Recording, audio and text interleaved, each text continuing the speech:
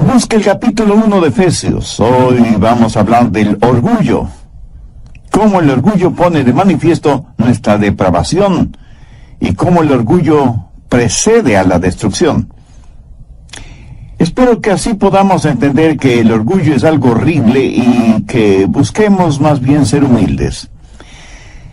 El problema es que mucha gente no entiende la genuina y bíblica humildad. Creen que humildad es tener un complejo de inferioridad y pensar que no son nadie. Mi amigo, eso no es cierto. Usted es alguien que necesita desarrollar el potencial que Dios le ha dado. Necesita entender lo que Dios dice acerca de usted. Necesita saber quién es usted en Cristo. Bien, veamos Efesios 1 desde el verso 1. Pablo, apóstol de Jesucristo por la voluntad de Dios, a los santos y fieles en Cristo Jesús que están en Éfeso. Gracia y paz a vosotros, de nuestro Dios el Padre y del Señor Jesucristo. Bendito sea el Dios y Padre de nuestro Señor Jesucristo, que nos bendijo con toda bendición espiritual en los lugares celestiales en Cristo, según nos escogió en Él antes de la fundación del mundo, para que fuésemos santos y sin mancha delante de Él, en amor, habiéndonos predestinado para ser adoptados hijos suyos por medio de Jesucristo, según el puro afecto de su voluntad, para alabanza de la gloria de su gracia, con la cual nos hizo aceptos en el amado. La clave para vivir victoriosamente la vida cristiana es el descubrir quiénes somos en Cristo. Muchos cristianos nunca lo descubren. Son como un hombre que tenía un problema de identidad. No sabía quién era y estaba demasiado cansado para averiguarlo. Sabía que la Biblia tiene muchas porciones que tienen que ver con el comportamiento. Por ejemplo, Efesios 6 nos dice que debemos ponernos toda la armadura de Dios y prepararnos para la batalla. O el capítulo 12 de Romanos, que nos dice las cosas que debemos hacer y las que no debemos hacer. O el capítulo 5 de Mateo, con las bienaventuranzas que nos dicen cómo vivir y actuar. Pero quiero que entienda bien lo siguiente acerca del cristianismo. No es una modificación de comportamiento, aunque muchos piensan que sí. Dios no modifica nuestro comportamiento para poder cambiarnos. Dios nos cambia para que modifiquemos nuestro comportamiento. Recuerde que el pecado es un trabajo interno. El gusano no hace un hueco en una manzana para entrar, sino para salir, porque él nació dentro de la manzana. Lo mismo es con el pecado. El pecado sale del corazón del hombre. Por eso Dios trabaja primero en el corazón del hombre. Usted no purifica el agua pintando de blanco el filtro, así como no puede purificar su vida con modificaciones externas. Hacerlo así es estar practicando el legalismo, y eso es mortal. En Efesios 1, Pablo nos dice quiénes somos, y esto es primordial entenderlo. En los capítulos 2 y 3 nos dice cómo es que llegamos a ser lo que somos en Cristo. Y en los capítulos del 4 al 6 nos dice cómo vivir porque estamos en Cristo. Y siempre es así el método de Pablo. Primero da una porción doctrinal, lo que somos y cómo llegamos a serlo. Segundo, cómo vivir de acuerdo a lo que somos. Primero trata con el ser y luego con el hacer.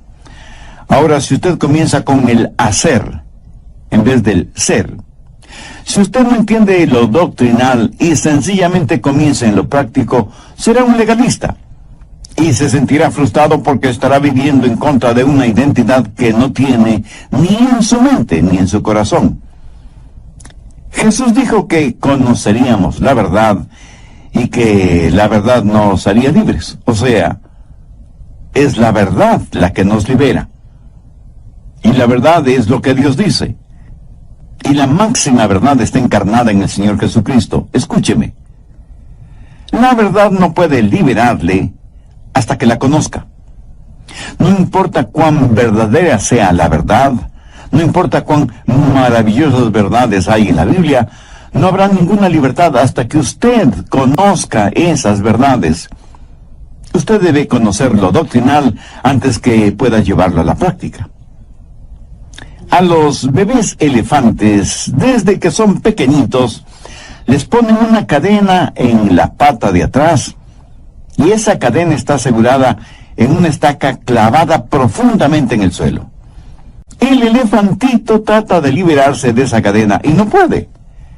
Lo trata infinidad de veces, pero la estaca que sostiene la cadena está bien segura en el suelo.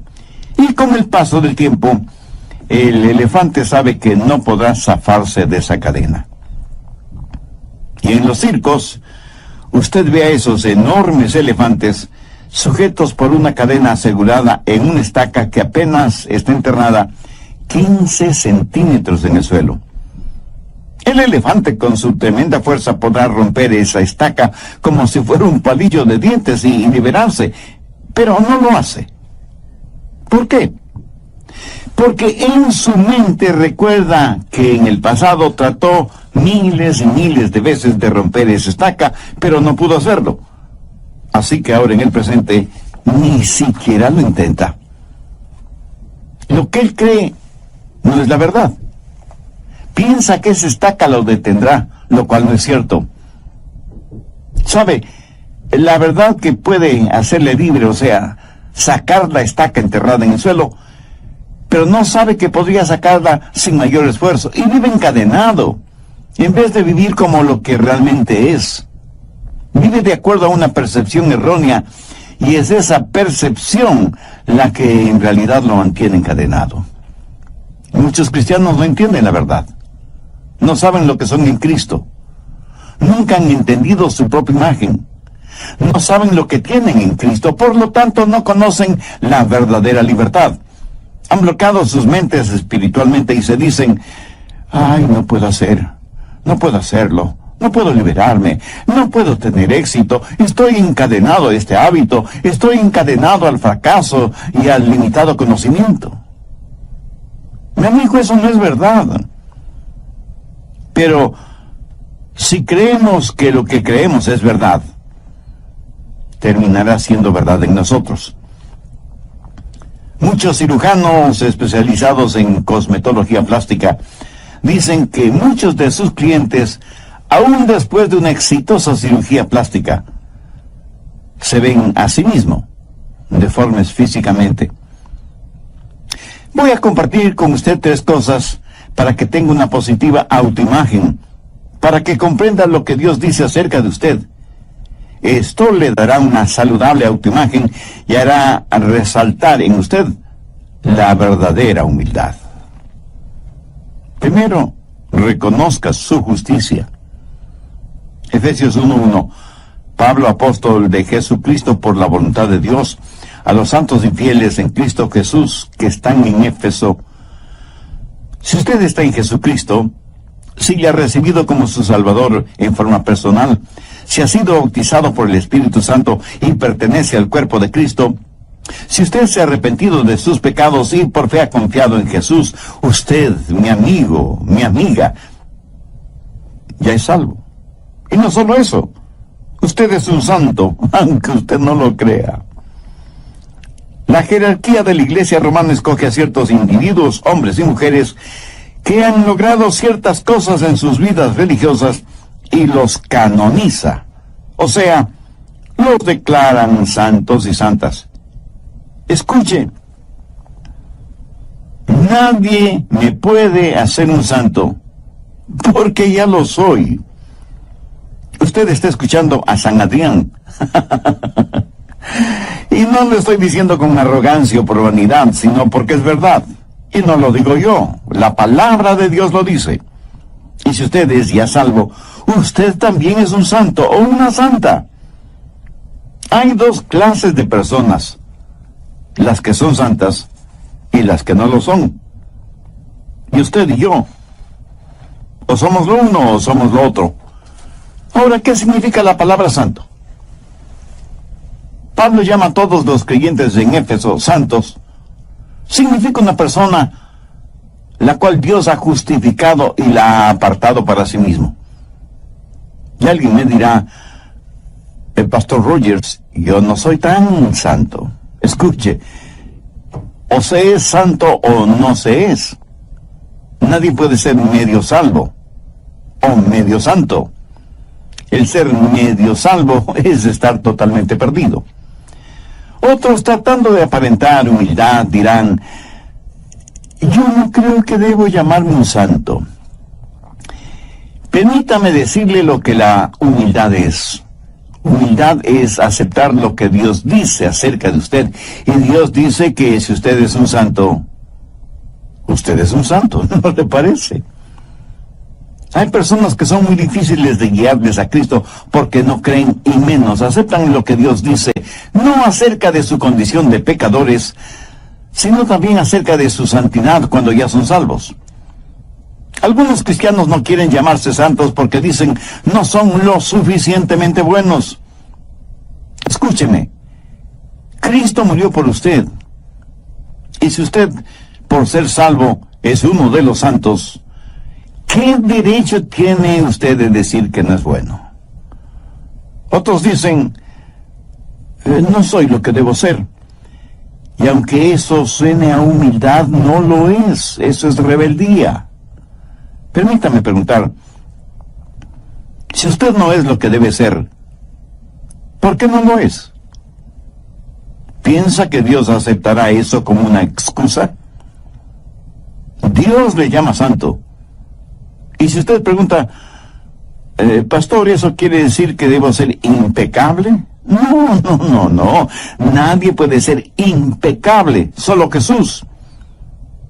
Pero usted sí puede ser sin mancha. Mire Efesios 1:4, según nos escogió antes de la fundación del mundo, para que fuésemos santos y sin mancha delante de Él. Cada cristiano debería ser sin mancha delante de Él. Somos santos de Dios. Y usted me dirá, pero pastor, yo no soy perfecto. Mi amigo, a los ojos de Dios, si usted es santo, Dios lo ve como perfecto. Busque Romanos 4:4.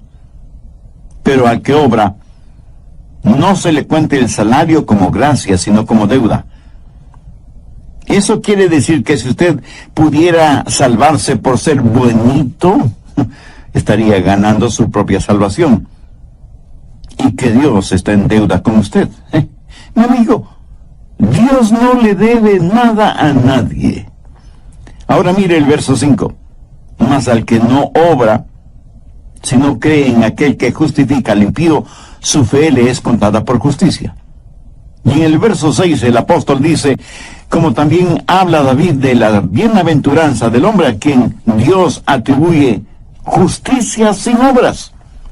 La Biblia enseña, porque por gracia sois salvos por medio de la fe, y esto no de vosotros, pues es don de Dios, no por obras, para que nadie se gloríe. Cuando confío en Jesús, el momento que entrego mi corazón a Cristo, en ese mismo instante soy justificado delante de Dios. Soy un santo. Y alguien me preguntará, ¿y qué si vuelvo a pecar? Mi amigo, ¿qué quiere decir con eso, si vuelvo a pecar? Por supuesto que usted volverá a pecar. Todos pecamos. No hay ni una sola persona entre los miles y miles que me escuchan que no haya pecado. Pastor, cuando uno peca después de ser salvo, pierde la salvación. ¿Habrá alguien que no haya pecado después de ser salvo? Estoy seguro que no. Pero si usted se arrepiente de sus pecados y confía en el Señor Jesucristo, usted está justificado delante de Dios. Y si fracasamos espiritualmente, dice la Biblia que en Jesucristo tenemos un abogado que intercede por nosotros delante del Padre. Cuando pecamos, debemos confesar nuestro pecado. Pero ¿cuántos de nosotros hemos confesado que somos hechos justicia de Dios en Cristo?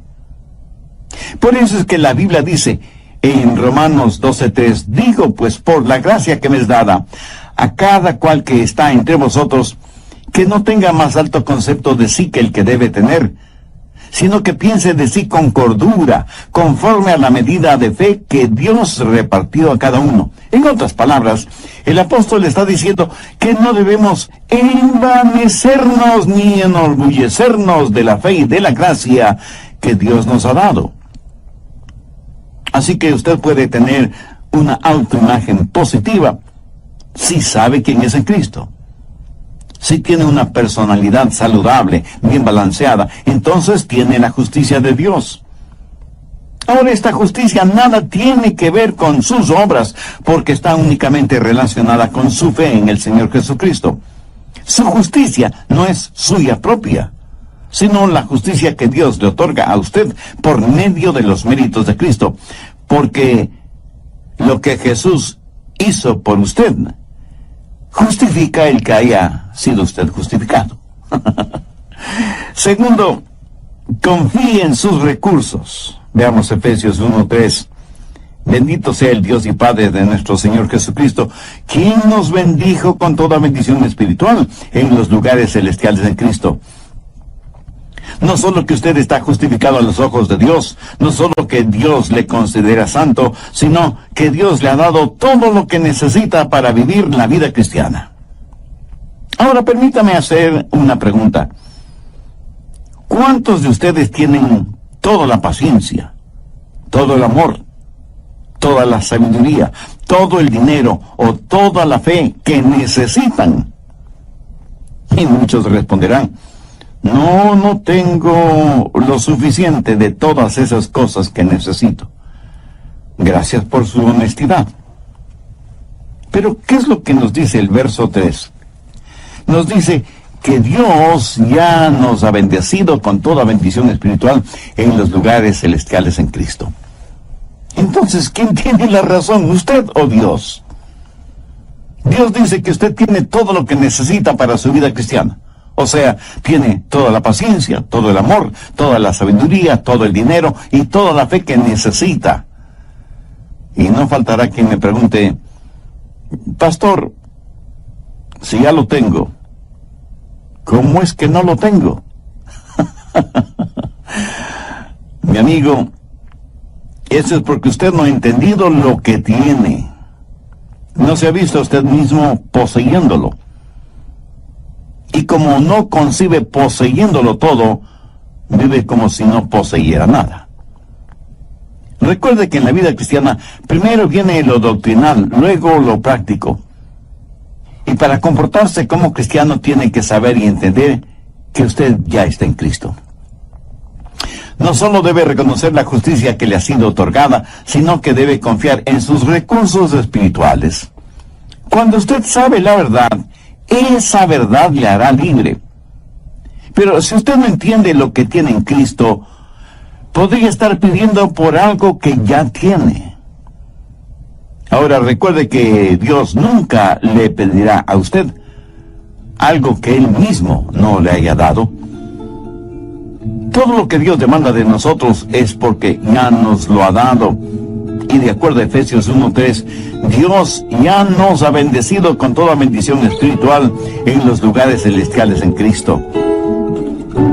¿Está usted gozando de esas bendiciones? Creer en lo que Dios dice es mucho más importante que lo que usted piensa. Cuando usted comprende lo que Dios dice, cuando usted entienda la verdad de Dios, esa verdad le liberará. Usted tiene que reconocer la justicia que le ha sido otorgada, y usted es justo delante de Dios en Cristo Jesús. Y por eso Dios nunca más se acordará de sus pecados. Sin embargo, eso no significa que Dios no le disciplinará si es que usted desobedece. Pero nunca usará ese pecado para acusarle. Anote al margen 2 de Pedro 1:3. Como todas las cosas que pertenecen a la vida y a la piedad, nos han sido dadas por su divino poder mediante el conocimiento de aquel que nos llamó por su gloria y excelencia.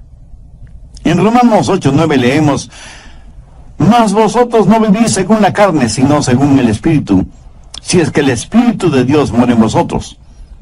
Y si alguien no tiene el Espíritu de Cristo, no es de él.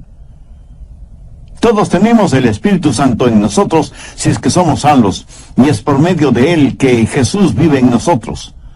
Si Cristo no está en nosotros, entonces no somos salvos.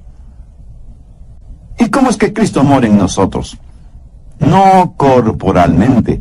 Él viene por medio de su Espíritu Santo, y cuando creemos somos bautizados por el Espíritu Santo en el cuerpo de Cristo. Cuando estamos en el Espíritu, quiere decir que el Espíritu está en nosotros y nosotros somos de Cristo y Cristo está en nosotros. Por favor, escúcheme con atención. El Espíritu Santo es Dios en cada creyente. Algunos hermanos pentecostales a veces me preguntan si he recibido la segunda bendición. Y yo les contesto que para mí la segunda bendición es entender bien la primera. Muchos de nosotros en realidad no nos damos cuenta lo que obtuvimos cuando nos salvamos. No solo el perdón de nuestros pecados y vida eterna, sino que también recibimos al Espíritu Santo de Dios y con Él, y en Él, al Señor Jesucristo. Esa es la más importante bendición que uno puede recibir en la vida. Cuando yo recibí esa bendición, mis ojos espirituales fueron abiertos y aprendí que Él me había bendecido con toda bendición espiritual en Jesucristo. Cuando usted se salvó, cuando nació de nuevo, le fueron dadas todas las bendiciones de Dios. Dios no nos da de su Santo Espíritu por etapas. Pablo lo asegura al decir, bendito sea el Dios y Padre de nuestro Señor Jesucristo, quien nos bendijo con toda bendición espiritual en los lugares celestiales en Cristo. Y el apóstol Pedro en su segunda epístola, el capítulo 1, verso 3 dice, como todas las cosas que pertenecen a la vida y a la piedad nos han sido dadas por su divino poder. ¿Cómo lo obtenemos? Mediante el conocimiento de aquel que nos ha llamado para su gloria y excelencia. O sea, nos ha dado todo lo que necesitamos para vivir la vida cristiana. Usted no necesita nada más, pero tampoco nada menos. Por eso la Biblia dice en Juan 8:32, y conoceréis la verdad, y la verdad os hará libres. Cuando usted entiende quién es en Cristo y reconoce que ha sido justificado, Dios le llama santo. Cuando confía en los recursos con que Dios ya le ha bendecido, entonces la segunda bendición es el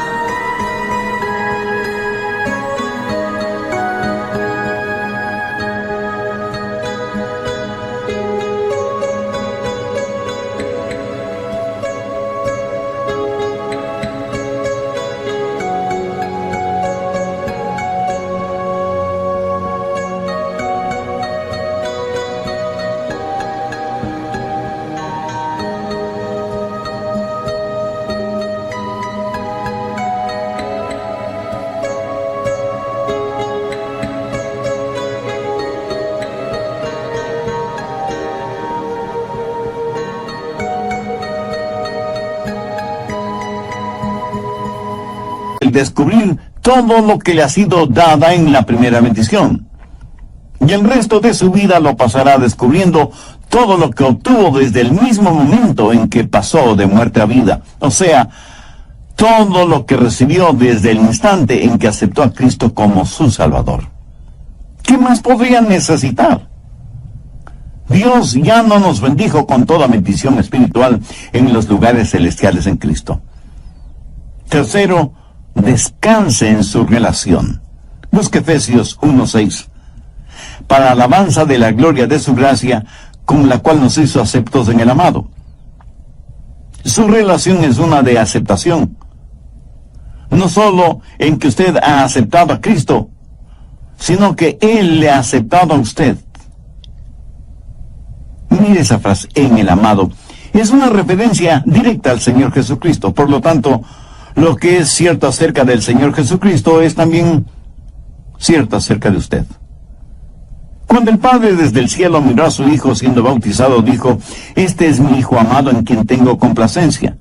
Si usted está en Cristo, es aceptado en Él por el Padre. La razón por la que muchos no tienen una positiva autoimagen es porque tienen una personalidad distorsionada por un sentimiento de rechazo. Algunas veces se le llama complejo de inferioridad. ¿Por qué tenemos esa clase de sentimientos? Bueno, porque es parte de nuestra naturaleza adánica. Cuando Adán pecó, su pecado causó rechazo por parte de Dios. ¿Qué sucedió con Adán y Eva después que pecaron?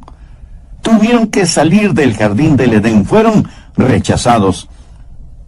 Vivimos en este mundo con esa innata sensación de rechazo y la mayor parte de nuestra vida la pasamos buscando aceptación. Queremos ser aceptados, pero nos volvemos orgullosos. Tratamos de hacer cosas y nos esclavizamos a ellas.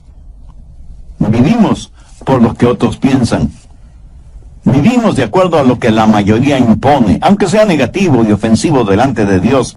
Definitivamente nos importa más la opinión que los hombres tengan de nosotros que la opinión de Dios. ¿Por qué los jóvenes dejan una buena casa en donde tienen rica comida, buena ropa, abundante agua para bañarse, una agradable cama y el amor de sus padres?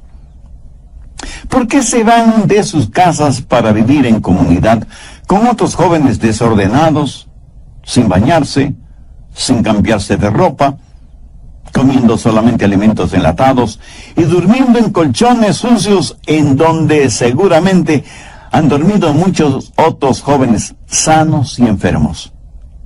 ¿Por qué lo hacen? Sencillamente porque se sienten aceptados. Porque asisten masivamente a los conciertos de rock pesado. Y no me diga que es porque les gusta la música. Eso es puro cuento. Eso podrá ser cualquier cosa menos música. Ellos pueden pensar que les gusta, pueden ser adictos a esa clase de ruido, pero eso no es natural. Eso solo significa que sus oídos y sus gustos musicales están atrofiados. Lo mismo sucede con el licor y con los cigarrillos. Cuando comienzan a beber o a fumar, se enferman, pero siguen bebiendo y fumando hasta que se vuelven adictos. Cuando los jóvenes van a esos conciertos,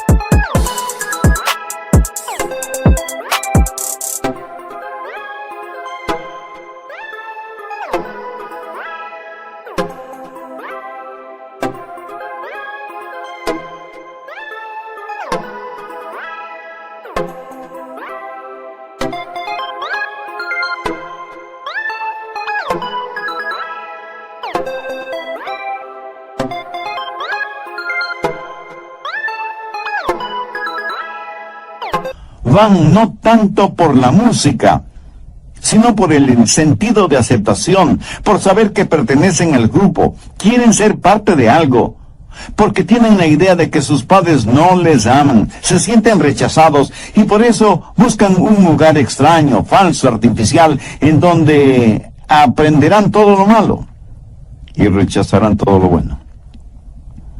Y para ser aceptados, deben vestirse de cierta manera. Los supermercaderes transnacionales dicen que para ser aceptados hay que usar cierta pasta para dientes, cierta moda de ropa, cierto estilo de peinado y hasta cierta forma de hablar. Si no cumplimos con esos parámetros, seremos rechazados. Muchos que se dicen creyentes tienen esta necesidad de aceptación. Aún después de ser salvos, fracasan en entender que ya son aceptados en el amado. Y muchos creyentes se vuelven legalistas y hacen esfuerzos sobrehumanos para ser aceptados y para que Dios les ame. Y piensan, si voy a la iglesia más frecuentemente, o si doy más dinero en las ofrendas, o si oro más intensamente, o si estudio la Biblia, o si memorizo un buen número de versículos, tal vez logre que Dios me ame y me acepte. Mi amigo, mi amiga, eso es trágico. ¿No le parece? Escúcheme. Dios ya le ha aceptado. Así que deje de hacer tanto esfuerzo. Dios, en su infinita gracia, ya le ha aceptado. Grabe en su mente y corazón las palabras de Pablo. Nos bendijo con toda bendición espiritual en los lugares celestiales en Cristo. Dios no le cambia para poder amarle. Es todo lo contrario. Dios le ama para poder cambiarle. ¿Lo entiende? De hecho, Él le amó a usted antes de que usted fuera salvo. En Romanos 5:8 el apóstol Pablo dice, mas Dios muestra su amor para con nosotros en que siendo aún pecadores, Cristo murió por nosotros. Pero debemos entender que aunque Dios ama al pecador, de ninguna manera lo acepta.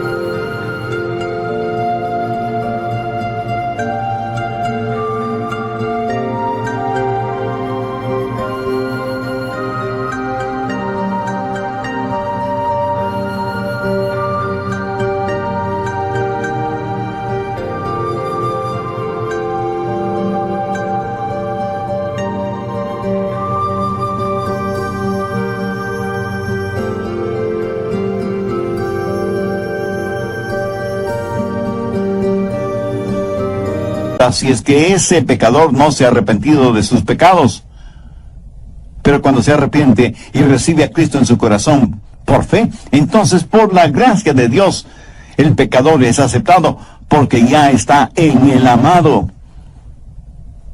En el Antiguo Testamento se relata la historia de Mefiboset, hijo de Jonatán. Y Jonatán habían hecho un pacto de sangre basado en el amor que se tenían para tener comunión mutua, pelear las batallas del uno y del otro y compartir todo cuanto tenían. Este pacto cubría también a los hijos. Y Jonatán tuvo un hijo, Mefiboset, que era heredero al trono si es que su padre, Jonatán, heredaba el trono de Saúl, rey de Israel, padre de Jonatán y abuelo de Mefiboset. Pero Saúl y Jonatán murieron. Y David fue ungido como rey de Israel. Por el temor de que David como rey quisiera eliminar cualquier vestigio de la descendencia de Saúl, una comadrona tomó al pequeño Mefiboset para ocultarlo, pero al correr con el niño en sus brazos tropezó y cayó, y las piernas de Mefiboset se fracturaron y él quedó lisiado para toda la vida. La mujer llevó al niño hasta un pequeño pueblito llamado Lodebar, en donde Mefiboset creció temiendo y odiando a David. ¿Por qué? Porque nada sabía acerca del rey David. No sabía que David le amaba. No sabía del pacto de sangre que Jonatán, su padre, y David habían hecho. Y la causa de la rebelión de Mefiboset en contra de David era el resultado de creer mentiras acerca de David. Ignoraba la verdad. Debido al pacto entre David y Jonatán, él, Mefiboset, era amado por David. Pero después de varias circunstancias, David encontró a Mefiboset y lo hizo traer al palacio. Frente a David, Mefiboset puso su rostro en el suelo, pensando que David lo mataría ahí mismo. Pero David le dijo, Mefiboset, yo no quiero matarte, yo quiero bendecirte. quiero tratarte como uno de mis propios hijos. Quiero que tengas la herencia que te corresponde y que siempre te sientes conmigo a la mesa real. Te amo y quiero honrarte y bendecirte. ¿Por qué David hizo todo esto?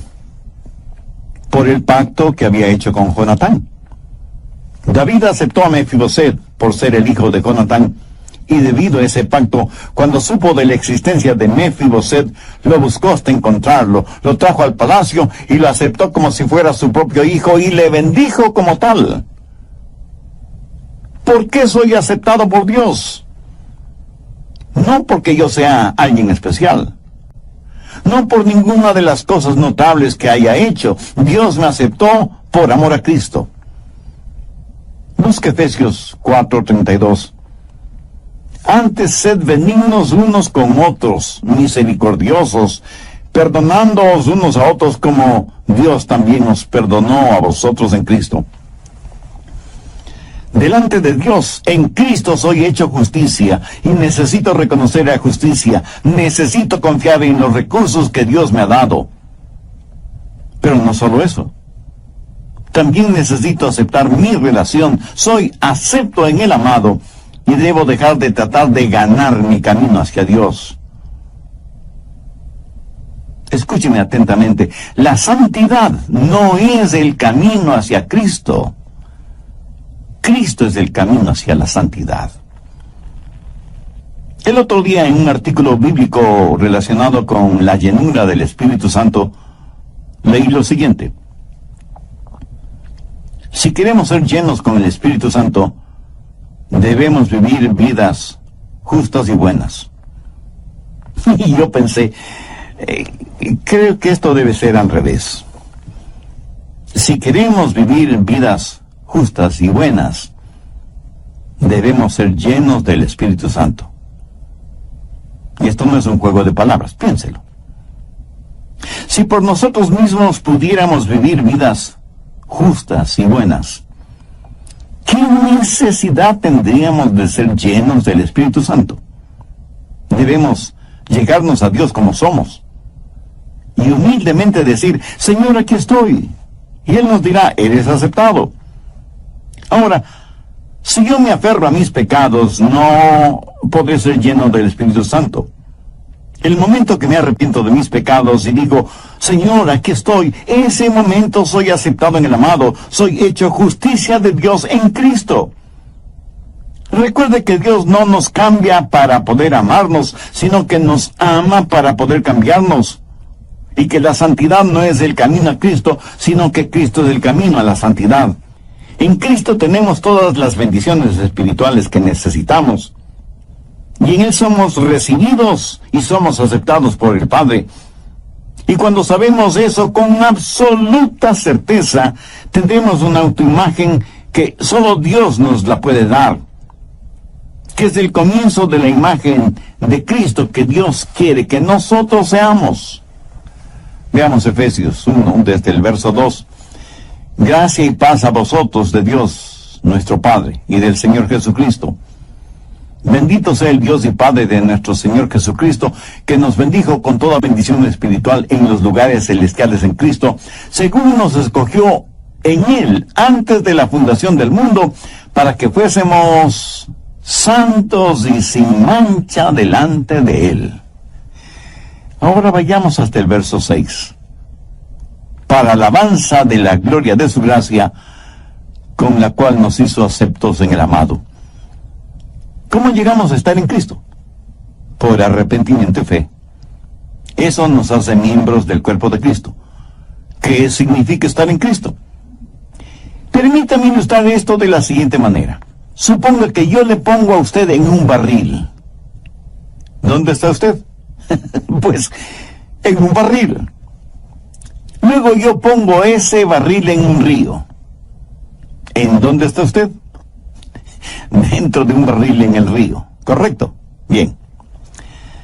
Si usted es un creyente, ¿dónde está usted ahora? Pues está en Cristo. ¿Dónde está Cristo? En los lugares celestiales.